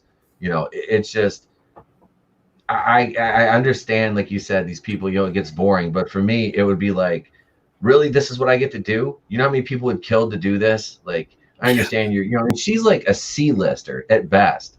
She's not an A or B list actress. She'll never, like Tony said, she'll never be a leading lady. Robert Pattinson, Sal, you saw The Lighthouse. You said that he was really good in that, correct? I don't know if anybody else has seen that. I have not watched that yet. I've heard he was really good in that. And I've heard good things about him in a few other movies. Like I can't.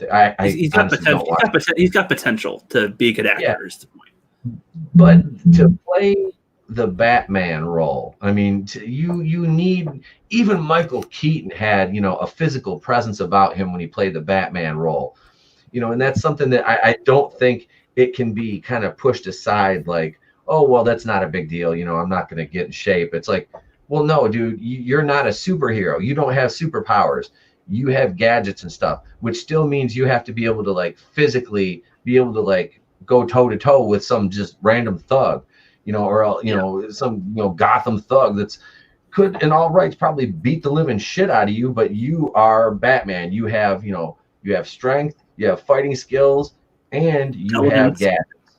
You have intelligence. Yes. Yeah. See, the intimidation is also the factor with the actor. Like, Keaton may not have been buff. Like, you don't have to be a buff Batman. No. But if you can be intimidating, which that's his other thing, is make thugs shit themselves. Like, like, oh shit, Keaton comes at your face. You can be like, oh, you may not look like you could beat my ass, but your eyes are telling me you could beat my ass. Like, I don't know. Yep. It's like, so I'm gonna back off.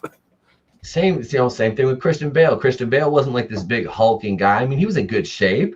Yeah, he was fit. He was athletic, but he wasn't buff. Yeah, that's it. Ben Affleck was like swole when he was playing Batman. He was like probably like 240, and then in that suit, he looked like a goddamn like defensive tackle. I mean, Arnold Schwarzenegger could have been that right there. It was like Bane. It was like the Jeep Swenson Bane. He was built more like Batman and Robin, but no, man, it was cool to see like different versions of the Batman. Now I'm saying that George Clooney and Val Kilmer not so much, but well, at least now we have points of reference of horrible Batmans. So.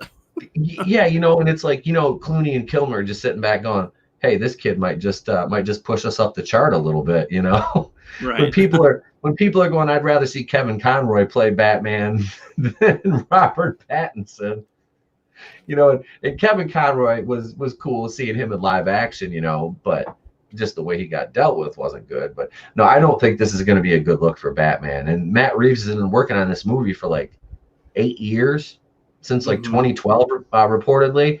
When Jeff Johns kind of wanted to push towards, a younger looking pretty boy type Batman, and kind of get rid of, Affleck, which. It's just like, and a lot of this goes, like I said, it goes back to Jeff Johns. Yeah, well, it's like you can have a scrawny Batman in a way, like if it's early in a way, maybe, but the way I mean by that is like his presentation as Bruce Wayne. He doesn't have to look super buff, but I assume that the suit that you put on adds a little bit of muscle to the look, so you don't look like a bitch, at least, but you still got to be able to kind of move, unless it's all, you see, that's the thing, I actually don't know this, like, that could just be the stuntman that's doing all the actual action stuff, and they're just on screen for the lines, and they're not actually doing any movement, they're saying lines, and that's it. Like, I don't know anymore. It's, I know they always had that in the first place, but usually they have the actors do some type of movement, some type of stunts of some kind, but I don't know how much that's a trade-off anymore these days. Are we mostly seeing the stuntmen do all the work, and do the actors do anything? In some cases, I think, they are. I don't mean to cut you off, Brooke. But I think they are, it depends on the actor, though. I mean, you look at guys like Hemsworth and Evans over on the MCU side, they wanted to do, their stunts as much as they could. Like Hemsworth said in that article, in that interview with Brie Larson, where she's like, I do all my own stunts. Thank you very much. And it turns out she has 2 stunt doubles and an ass double, Yes. And that's no joke. She does. She has 2 stunt doubles and an ass double. And it's like, okay, so you talked about doing all your stunts, and then it's like you have not 1 but 2 stunt doubles. So I really appreciate when actors want to do want to do their stunts, but at some point it's like, okay, you're the main attraction here. You know, do what you can, but don't try to do too much and hurt yourself, because the movie kind of rests on you. You know, the stunt people are professionals. That's what they're paid to do. They're paid to take these lumps. You know, and that's where people like me, it's like I thrived on that shit. Yeah. Well, like Tom Cruise, I actually don't like Tom Cruise, but I respect him. Yes. I respect him big time, like probably more than any actor, really, because he's willing to do multiple action movies and go, stuntman, take the bench. I got this shit. Like that's crazy. You know, you're the main one. If something happens to you, everyone else is screwed, basically. But he takes it and takes it on his back and tries to make it look as good as possible and do his best with what he's got and put his life on the line for it, I guess, or his health anyway. Because you could get injured pretty easily when you're on a moving airplane on the outside. You could have that happen. You're in a car spinning around. You could get hurt. You're in a plane spinning around. You could get hurt. You're on a train. You jump across a building. You know, things can happen. So it's ballsy and it's good. I think that more actors should be encouraged to try to do it, at least if they're going to be in action roles more often. Yes. Anyway, if they're not, I can understand them not really being as ready for that. Like, I don't know about that. But then again, it's like, well, if you injure yourself, you can do a non-action role later and be just fine because you won't be doing an action role. Like, you just stand up. It's like, there's a myriad of ways to get around that. You know, it's just some of them they don't want to, and like I said, I understand some don't want to do that because it's like they don't want to get hurt. You know, but like you said, just try some of it, because you know, we pay to see, an A-list actor. You know, I don't want to slight or take anything away from what the stunt people do it, but we're not paying to see. If I want to see, you know, a movie like that, then I'll watch like American Ninja or something where it's basically all stunt people, you know, cannon film shit. But like, you know, I mean, I want to see, you know, I want to see the Avengers, man. I want to see Hemsworth and, you know, Tony Stark. You know, notice I didn't say Iron Man or Ironheart. You know, because that's what they're leaning towards. But anyway, more actors do need to do their stunts, and I'm not a big fan. I'm more of a fan of practical effects. I know some of the stuff you can't do it, but I mean, I kind of wish they would go back to doing some more practical stuff as compared to like everything is CG. You know. Yeah, a good mix. Lord of the Rings is a good mix of using both. Yes, that is. I'm not a huge Lord of the Rings fan, but I have seen the movies, and that's one thing I did like, is they had a nice mix of practical and CG where it was needed. So that's definitely a bonus for these movies. If you can mix that and you find that balance, then your audience will thank you for it. You know. I agree. Yeah, DC's got a lot good going for them. I think Wonder Woman 84 is going to be good. I read all the leaks and the spoilers, and it still doesn't dissuade me from thinking that this movie's going to do just as well, if not better, than the first one. I just want to see Gal Gadot. That's it. You know, yeah. As long as she's not singing Imagine again, I'm good. I can put it on mute. I can hold my ears. Yeah. She's she's something. She is definitely something. You know, Linkalex commented earlier that people were up in arms when she was first cast as Wonder Woman because they didn't think she could do it and all this. And it's like, you do realize she was was she like a fitness instructor in the Israeli military or something like that? It's like she has a physical background. You know, she's not like, you know, real buff or anything, but she's in good shape. You know, she's she's athletic. Yeah. She's athletic. You know, she can play the role. Now that's another franchise DC's talking about expanding on. They're going to do Wonder Woman. They've already got Wonder Woman 3 in the works, and then they've got a spin-off about the Amazons, which take my money. They'll run the character through the ground though, and they'll make it worse. They'll make it worse as they go. Like, that's my issue. Like, they always do. They'll get watered down. They go, oh, people like it. Let's give them a lot. You like a chocolate bar? Here's 1. Here's 2. Shove 5 in your mouth all at once. Like no, stop it. Too much. Yep. And that kind of goes back to, we've talked about this before. It's a recurring theme, is not everything needs to be a trilogy or a franchise. Nope. Joker better not have a sequel. Just need one. You're done.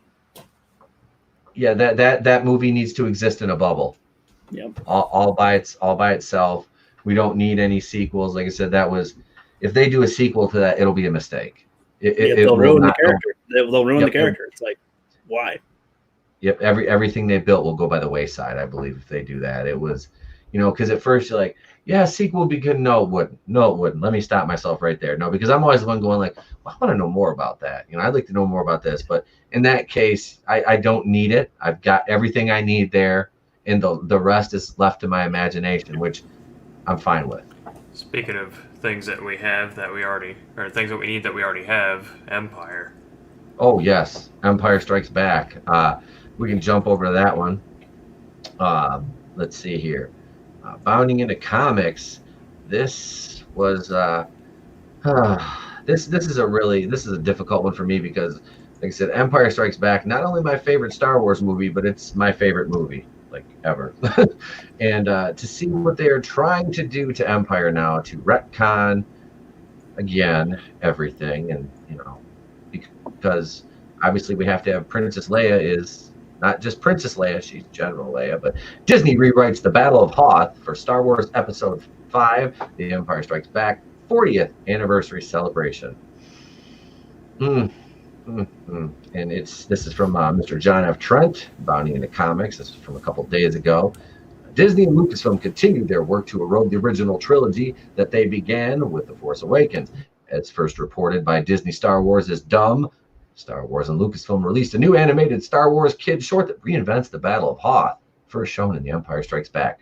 Star Wars Kids released the first of 4 parts that retells the Battle of Hoth. The short begins with the voiceover of The Empire Strikes Back as Darth Vader leads an attack against Leia's rebels on Hoth. Well, they weren't really Leia's rebels on Hoth, were they now? Were they? No, they're the rebellion against the Empire. Was what they were. And Leia wasn't even the leader, technically. No.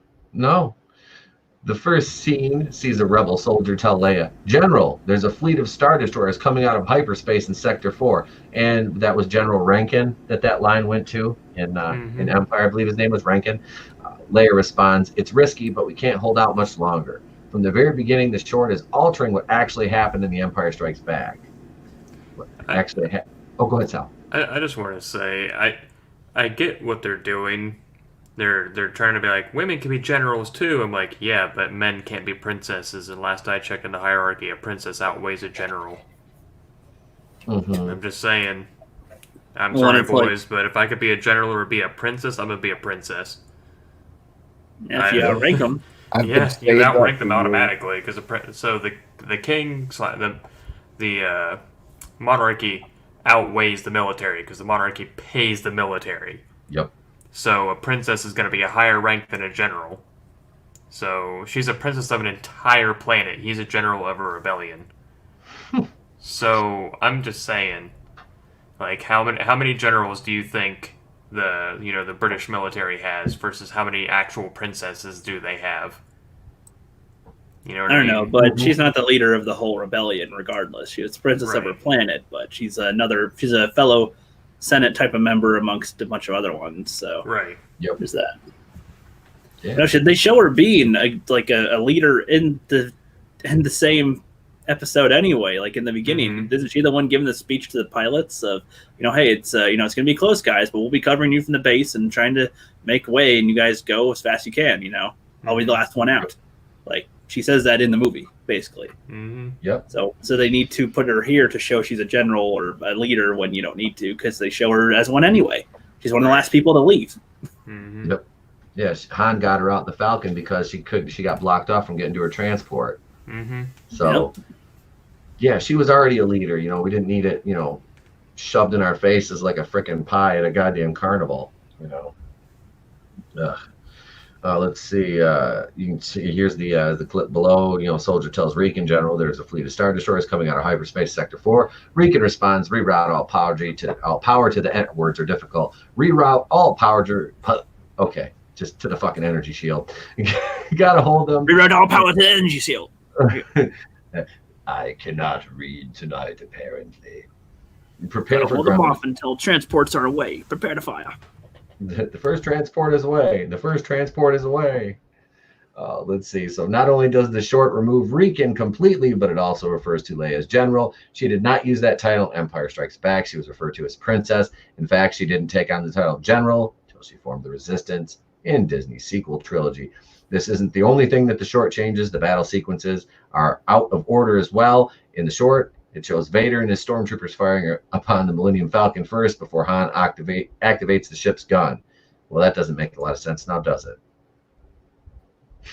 Yep, bad editors. I don't know. God, like, what I mean, I understand, like, the whole, like, I see what you're doing, Lucasfilm. You know, it's Kathleen Kennedy, the Force is female, all that crap. I get it. Nobody has ever complained about Leia until The Last Jedi. Like, literally. I mean, the complaints about Force Awakens were, hey, why did you have to make Han into a fucking deadbeat dad?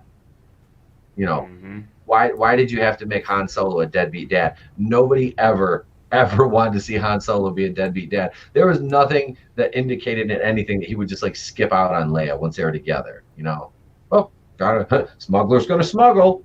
You know, I mean, come on, dude. Like, you really have to destroy every character. You know, oh yes, of course you do. You know, so this is just another litany in the line in the book of the litany of sins and transgressions that Disney Star Wars is committed against, you know, actual Star Wars.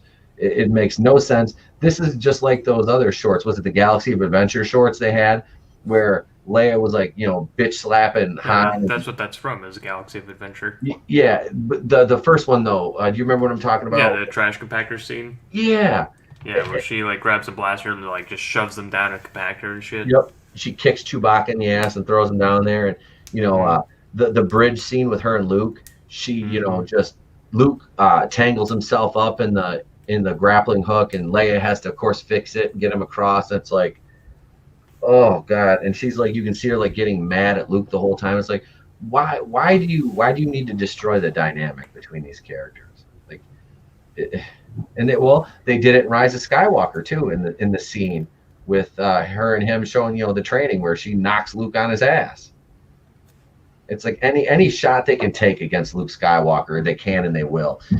It's pathetic. It really is. It's like, that is just laziness right there. That's the writers group at Lucasfilm right now throwing their cards on the table and saying, we got nothing, we can't do anything, we don't know how to play the game, so we're just gonna you know, stand on the backs of the achievements of those that came before us. You know, it's like Krennic in Rogue One. You know, you stand here on the shoulders of my achievement.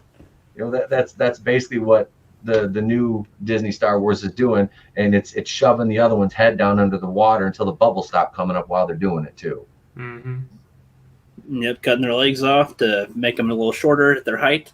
Standing on them while they're drowning, and they're going to drown too, but they're drowning them first. It's what they like to do.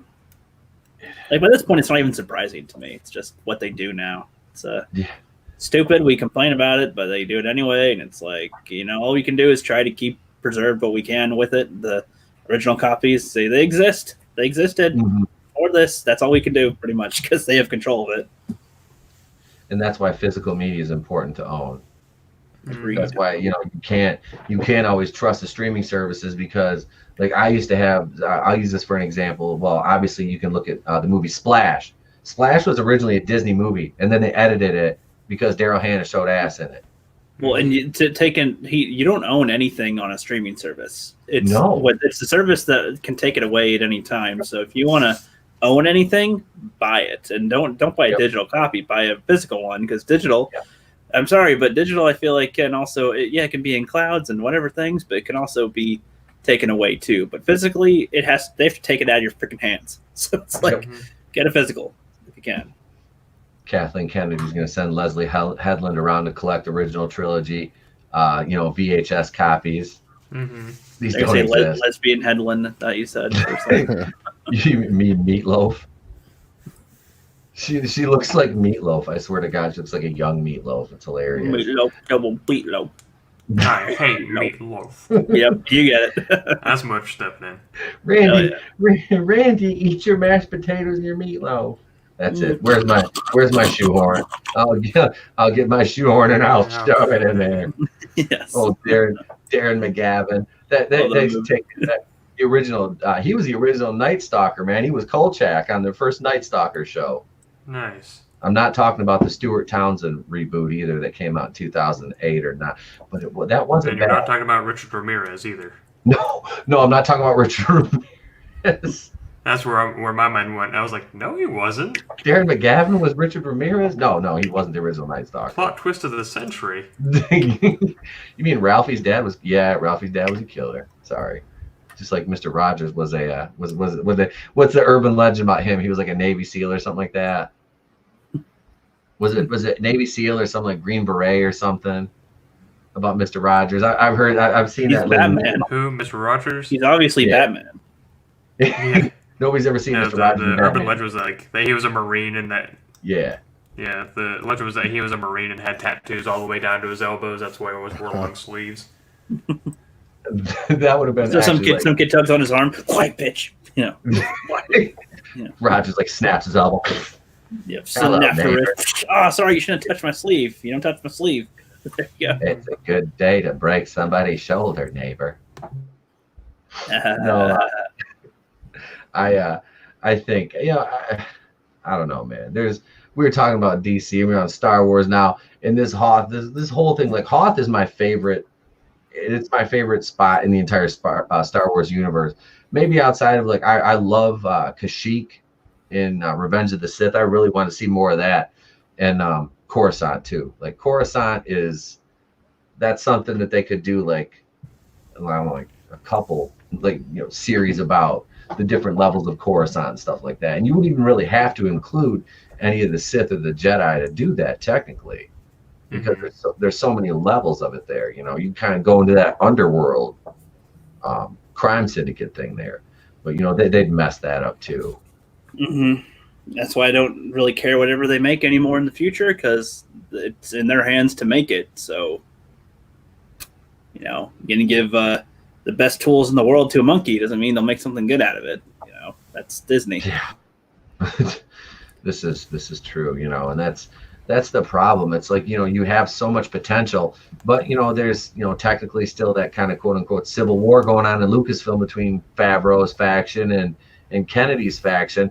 And it's like Bob Iger has just kind of like said, whatever. He threw his hands up, and like I said, the only reason I think that they haven't just outright fired Leslie Headland is, number one, it would be bad PR because a woman hired her and she's one of the alphabet people.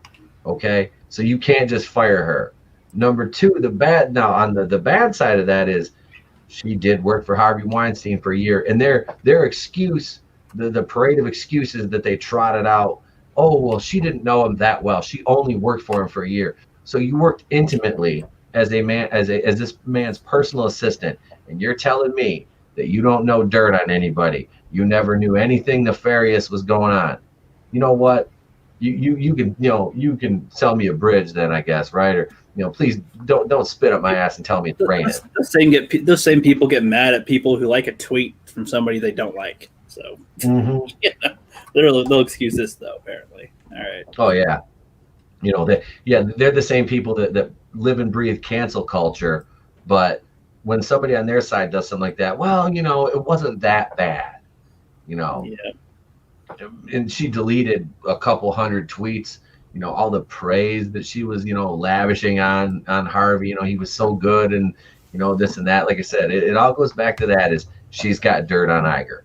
I'll put that. I'd put money on it. There's some dirt on Bob Iger.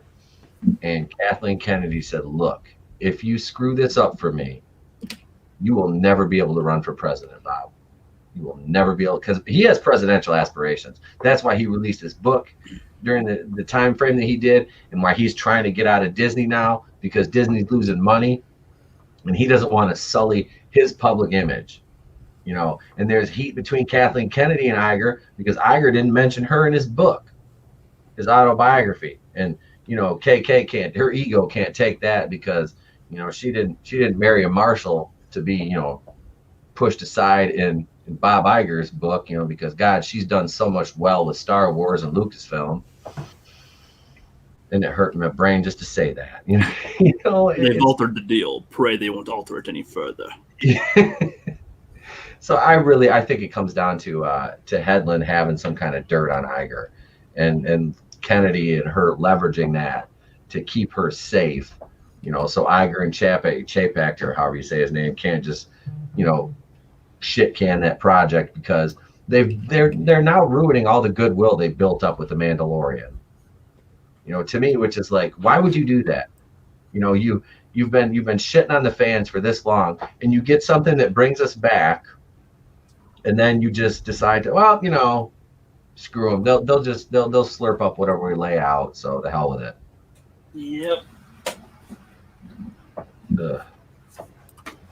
Speaking of the Mandalorian, Sal, you got your baby Yoda. I did.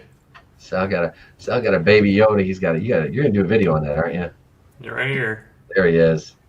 And I'm a 6 foot tall male, so this is my hand behind Baby Yoda, letting you know just how small this little bitch is. Like, he's not even like a full knuckle height. So here, bring him back over there. Sorry, it's been so long. So, like, he's not even a full knuckle height for me. Tiny little guy. I wish I had the clip queued up so I could have played. I would like to see the child. I would like to see the baby. I would like to see the baby. The Werner Herzog clip. That guy's voice is awesome.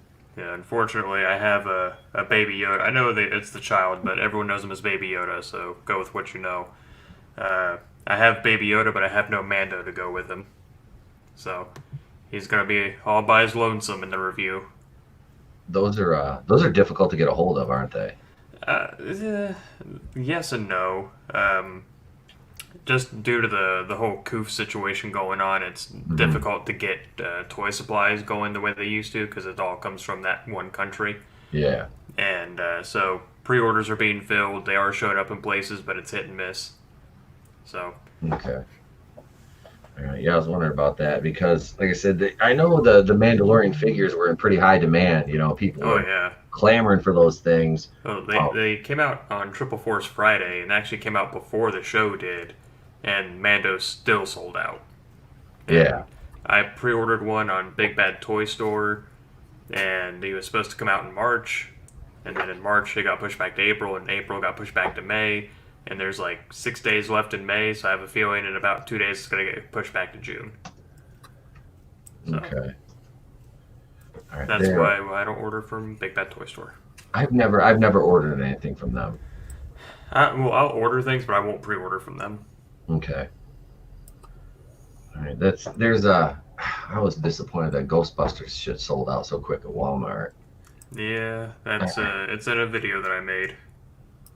I really want to get on. That's one other than my G.I. Joes I really regret selling was my Ghostbusters. Yeah.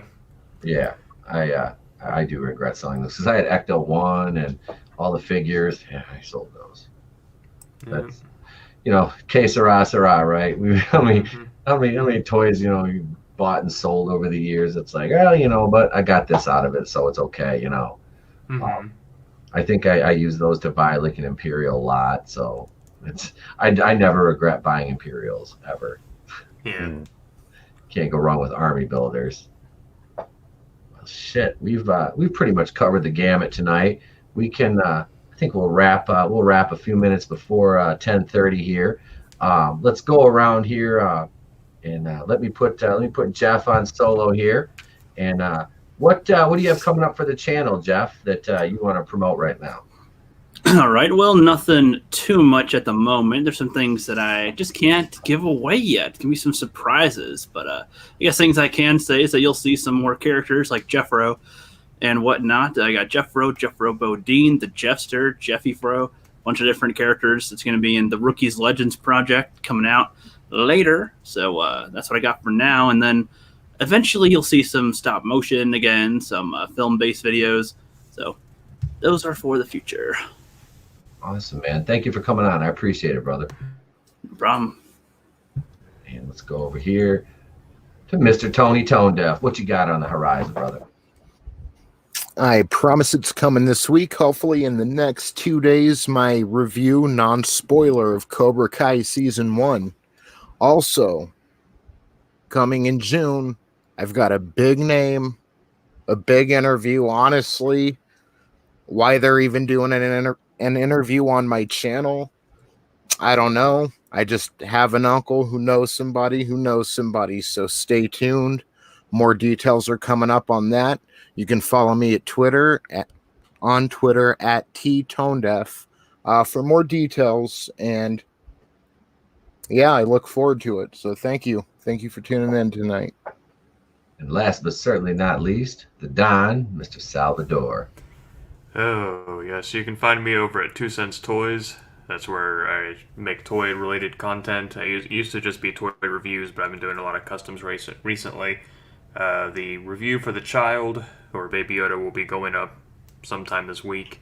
I've got a video about scalpers that is not so kind. They're in the back burners. It's already filmed. I just got to upload it.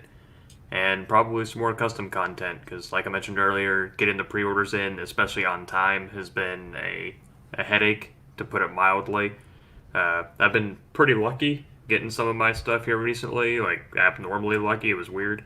But, you know, that is the ebb and flow of the toy world. So if you like toys, you like reviews, you like hearing a grown man talk about toys, then I'm your guy.